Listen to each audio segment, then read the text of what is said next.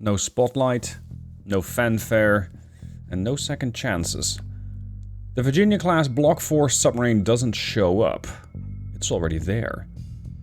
Designed to disappear into the deep, it operates in silence, tracking targets from hundreds of miles away and striking with devastating precision.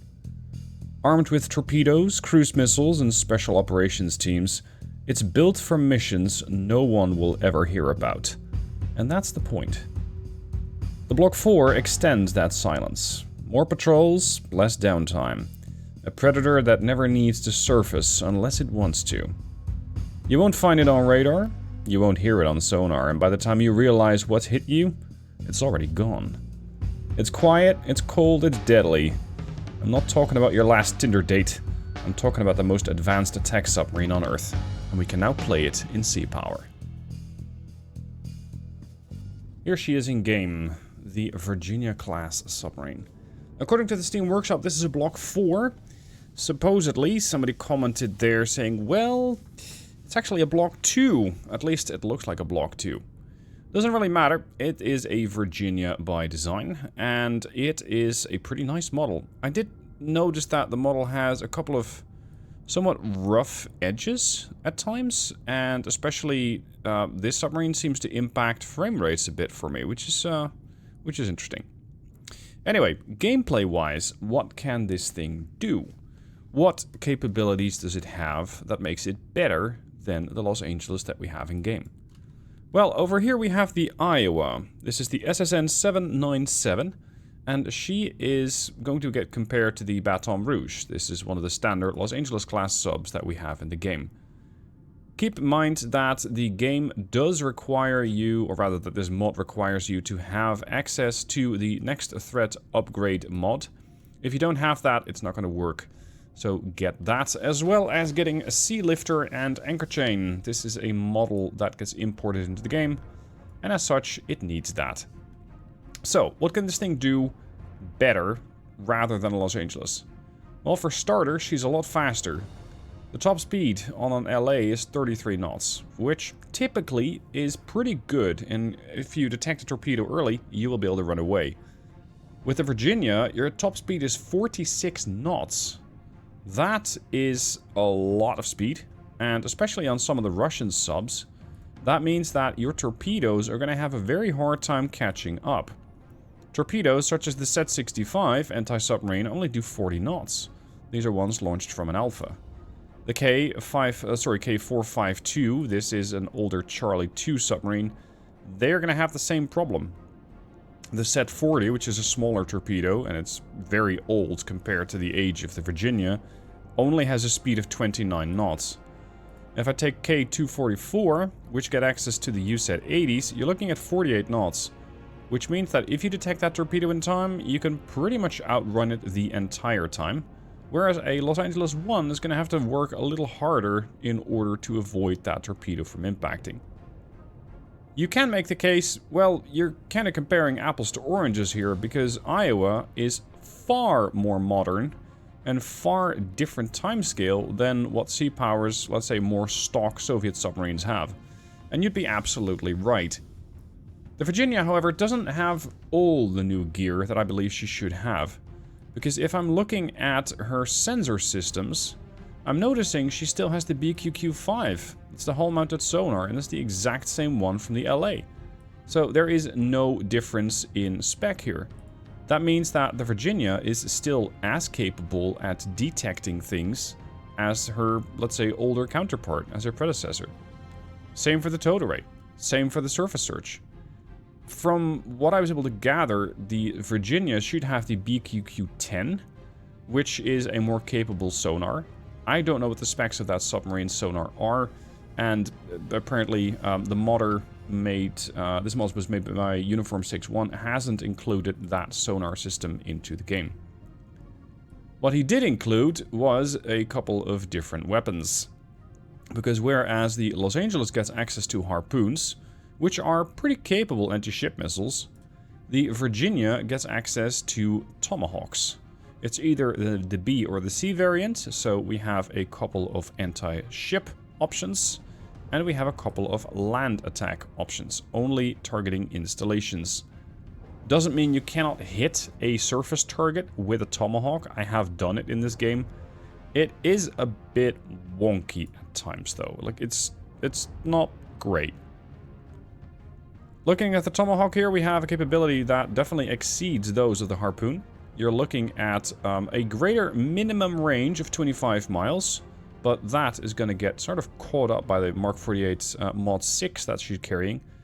And she has a top range of 243 miles. So even if Virginia finds herself outside of the direct combat area and cannot contribute with her torpedoes, she can still cause a storm of tomahawks to fly your way. And she can throw these out real fast. She has a VLS and is capable of not, as the Los Angeles is, not just relying on her torpedo tubes. You can see that the harpoons and the Mark 48s both share the 533mm tube. Virginia doesn't have that. She can just use the VLS and very, very, very quickly throw these tomahawks out. As for her torpedoes, now we're getting somewhere. The Mark 48 is already a very potent torpedo, out to 20 miles with a range of, with a speed of 55 knots. If you compare that to the Mark 48 Mod 6, you're getting a lot more range, out to 28 miles, and a top speed of 65 knots. Even an Alpha, which, well, was struggling to run away from a Mark 48, is going to get absolutely devastated by a Mark 48 Mod 6 ad cap. There's just not really any stopping these things. As for capabilities regarding how stealthy these things are. Let's pull up the F10 menu and let's go to sensors. Actually, I should go to sonar.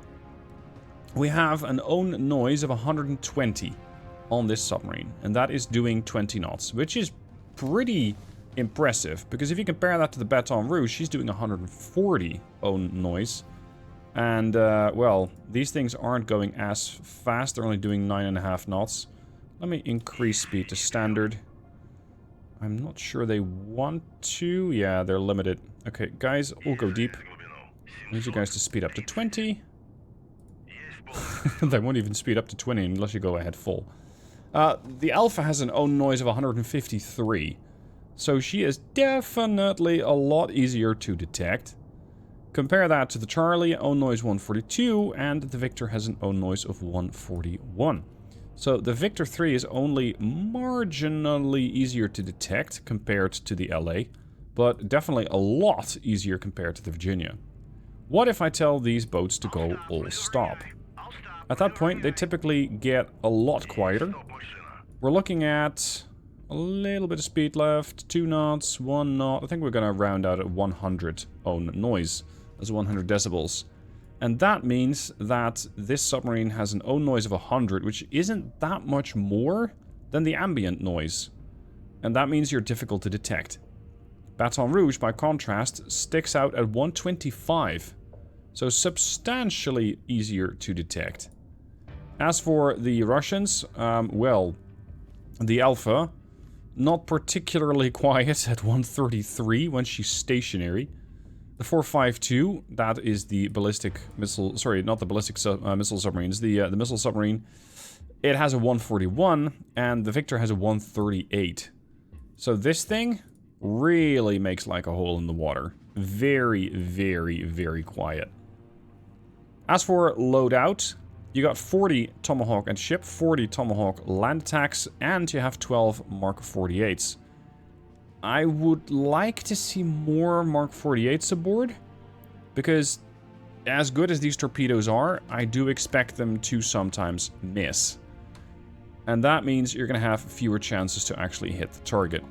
It is actually a few weapons less than the Mark 48 has. Sorry, than the Los Angeles has. This thing carries 14, and this thing carries 12. Your torpedoes might be more capable, but if that is completely offsetting the fewer weapons, I don't really know. We'll have to find out about that. I do have one little gripe with this model, and that is the torpedo tube. Or rather, the lack of torpedo tube in this model. Because if you shoot a torpedo from a Mark 48, sorry, from a Los Angeles class, you're going to see an actual hatch opening, be it port or starboard side, and you can see the torpedo tube firing the torpedo out the tube. However, if you do that with these Virginias, it looks like that. Poof. There's no tube, there's no nothing, it just spawns in the torpedo tube, or it spawns in the torpedoes. You can see the VLS there in the model, as well as the masts, but it has no real discernible torpedo tubes, nothing that opens or any such thing. That's really my only gripe with the model. The rest of it is perfectly fine. I really like that they have their propulsor. I think it looks better than a typical submarine, but that is just my personal preference. As for masts, I believe there was something about the masts. Let's see if they actually want to just go up, or if they're going to be popping up out of nowhere. We are not going to be doing this at flying speed. I want to raise the periscope.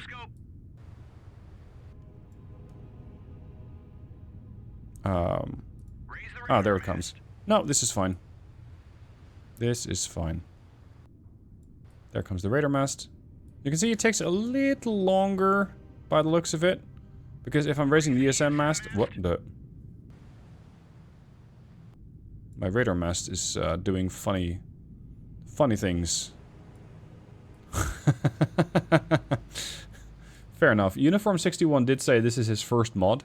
And some of these pairs, or some of these masts, especially the radar mast, are doing some funky things. I mean, a radar mast is supposed to rotate, yes, but not inside the sail, as far as I understand it. Oh well. As long as the radar works, it works, and that's perfectly fine. Of course, you're generally not going to be using your radar that much, but whatever. So, that is the Virginia-class submarine. As with some of these other more modern mods that I've covered, I highly encourage you to also look at boosting or buffing the opposing side somehow. Because, yes, it might be funny every once in a while to just take this thing out onto a mission and just kick in the teeth of every single submarine that you encounter, but you can already do that most of the time with an LA. This thing needs a bit of a stronger opponent to make it challenging. Otherwise, she'll just very, very easily win, which I think might make the game a little boring. But that's just me, I like a challenge. Let me know what your thoughts are down below. If you want to download the mod, link down below in the description where you can find it on the Steam Workshop. Subscribe to that, subscribe to her required mods as well. And please take note, she does require the installation of anchor chain and sea lifter. These are a little bit more involved compared to, for example, just subscribing to a scenario. You do need to do a little bit more manual labor in order to install those, but it's not difficult, and the installation guide is down below.